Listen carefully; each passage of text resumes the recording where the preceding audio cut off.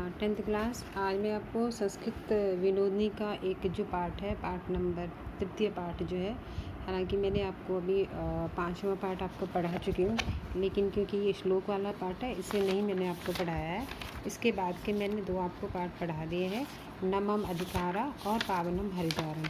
उससे पहले वाला ये पाठ है, ये थर्ड नंबर का पाठ है और ये श्लोक है, इसलिए मैंने ये आपको नहीं पढ़ाया, तो आज आपको मैं इसको पढ़ा रही हूँ।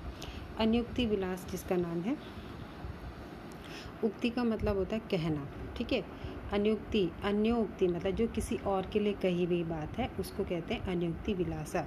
इसका मतलब है कभी कभी जब हम किसी बात को सीधे कहने की अपेक्षा किसी पशु पक्षी, इनडायरेक्टली जिसे वो बोलते हैं, जीव जंतु या पर्वत, मेघ या किसी और के संकेतों के माध्यम से जब कोई बात हम कहते हैं, यानी कि हम डायरेक्ट ना कहकर उसको किसी और के माध्यम से हम उस बात को कहते हैं, तो वो बात जो है अधिक प्रभावशाली होती है, ठीक है। क्योंकि व्यक्ति जो है वो उस विषय के साथ एकाकार अनुभव करते हुए उसके चिंतन में प्रवृत्त हो जाता है ना।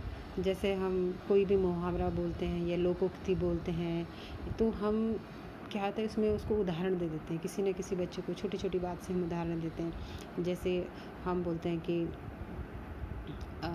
छोटी सी बात का, जैसे हम बोलते हैं कि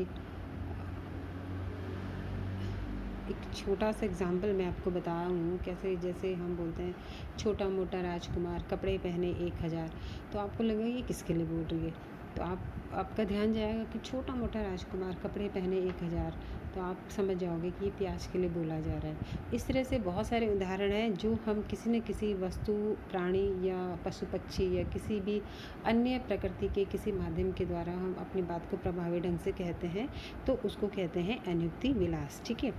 तो इस तरह से आज मैं आपको अन्युक्ति विलास के श्लोक का सारा अर्थ बता रही हूँ। तो उससे क्या होता है, व्यक्ति अपने आप को उसके साथ अनुभव करता है कि यार मुझ उस चीज़ को अपने आप से जोड़ लेता है, ठीक है। तो उसको कहते हैं अन्युक्ति विलास। तो इस पाठ में अन्युक्ति में हंस, पहले पाठ में जो अन्युक्ति में हंस को माध्यम बनाया गया है, दूसरे में कूप यानी कुएं को, तीसरे में कोकिल यानी कोयल को, और चौथे में भ्रमर यानी भौरे को, और पांचवें में सुवर्ण यानी सुनार को माध्यम बनाकर कवि ने अपने मन की बात को सामान्य जनों तक पहुंचाने का प्रयास किया। तो मैं अभी आप